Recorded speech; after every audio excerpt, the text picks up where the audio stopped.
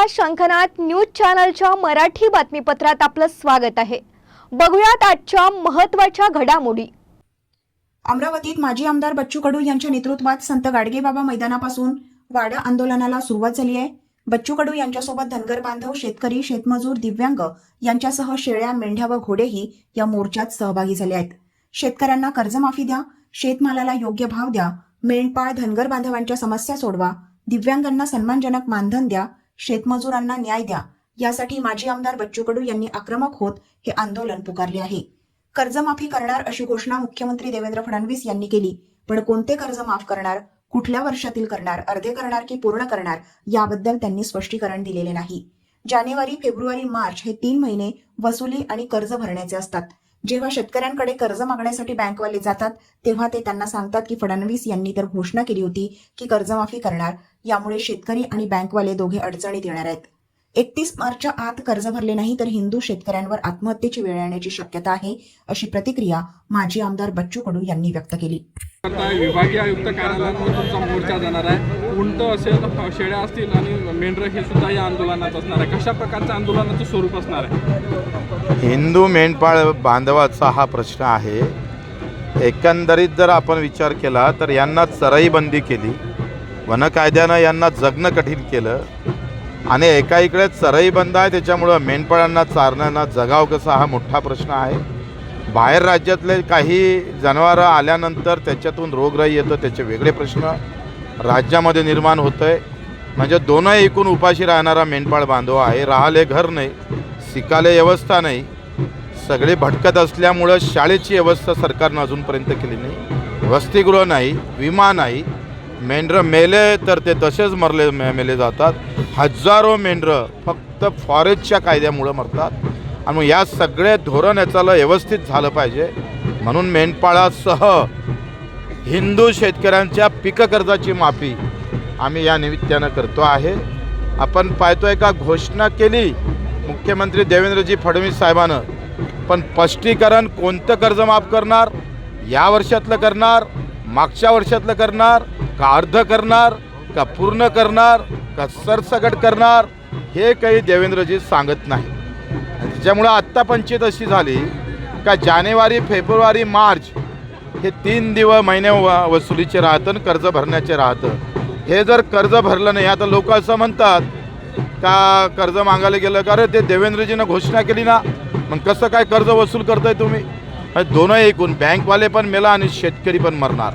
31 मार्चच्या आत जर कर्ज भरलं नाही तर हिंदू बांधव शेतकऱ्यांच्या आत्महत्याची वेळ हिंदू शेतकऱ्यावर येईल। म्हणजे पुन्हा बटेंगे तो हिंदू किसान मरेगा, अशा प्रकारची अवस्था आता येण्याची शक्यता आहे।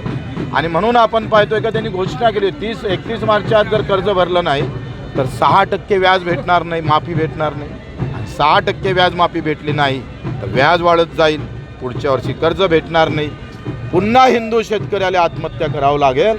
वरते हिंदुत्ववादी सरकार आहे आणि खाली हिंदुत्ववादी सरकार आहे। मग जर याच्यात हिंदू शेतकरी मरत असन तर मग करायचं काय? त्याच्यासाठी हे आंदोलन आहे।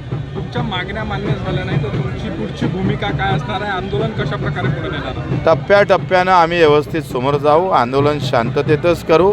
सरकारनं राजकारण करू नये, केलं तर आमच्या मागण्या ज्या आहेत त्या गरजेच्या आहे, त्याच्यावर लक्ष घालावं, यावर मीटिंग लावावी, नाही लावली तर मग आम्ही धीरे धीरे आंदोलन उग्र करू। शेळ्या मेंढ्या घेऊन आंदोलक जे आहे ते आंदोलनस्थळी येत होते, मात्र पोलीस जे आहे त्यांना अडवत आहे। आंदोलनस्थळी आंदोलकांना पोहोचू दिल्या जात नाही। बऱ्याच ठिकाणी आंदोलक अडवलं आहे, त्यांनी जर तिकडे सोडलं नाही तर मग इथंच आम्ही आमच्या पद्धतीनं समोर जाऊ। पुन्हा भेटूयात नवीन बातमीपत्रासह, तोवर नमस्कार।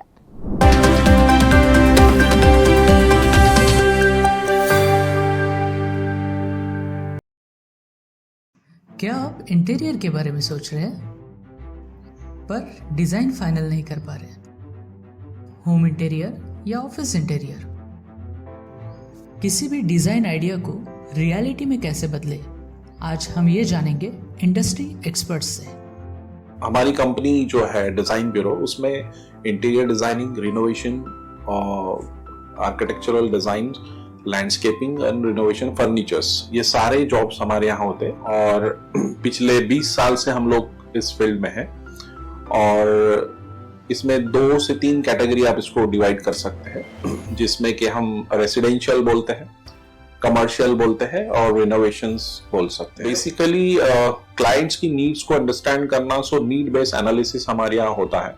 सो क्लाइंट्स के लिए हम लोग परफेक्ट इसलिए हो जाते हैं, या हम उनके लिए दोबारा या किसी क्लाइंट्स के लिए हम चौथी बार काम कर रहे हैं because of their confidence with us, कि वो हमारे ऊपर रिलाई करते हैं। हम लोग अमित को पहले से ही जानते थे, तो उनको हमने बुला के उनको जो स्ट्रक्चर है, यहाँ पे ब्रिक्स वर्क चल रहा था तभी से उनको कांटेक्ट किया, उन्हीं को जगह दिखाई, उनको स्पेस डिजाइन करने के हिसाब से कांटेक्ट किया, उन्होंने डिजाइन बना के दिया काफी अच्छा। जो भी उसमें जो भी चेंजेस थे उनको वर्कआउट किया हमने। जब जो मटेरियल लेना था वो साथ में हमारे आए, सिलेक्शन के लिए आए, वो जो भी सारा सिलेक्शन उन्होंने काफी अच्छे से करवाया।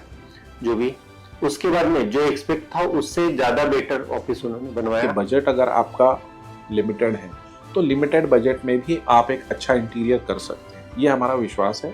और हमारे क्लाइंट्स के लिए हम वही दे रहे हैं और उसी से हमारा क्लाइंटल बड़ा है। हर क्लाइंट की एक अलग स्टोरी होती है, उनका एक अलग रिक्वायरमेंट्स होता है। कई बार ये सारा मिस आउट हो जाता है, हम अपने डिजाइन उन पे लाते हैं, वो नहीं होना चाहिए। उनको क्या चाहिए वो हम डिलीवर कर सकते हैं, बस वो उनके बारे में हमको समझना पड़ेगा। तो हमारे इसमें हम एक ही बोलते हैं कि ड्रीम कम्स ट्रू। आप ड्रीम देख रहे हो, हम उनको फुलफिल करेंगे, वो हमारी रिस्पॉन्सिबिलिटी है।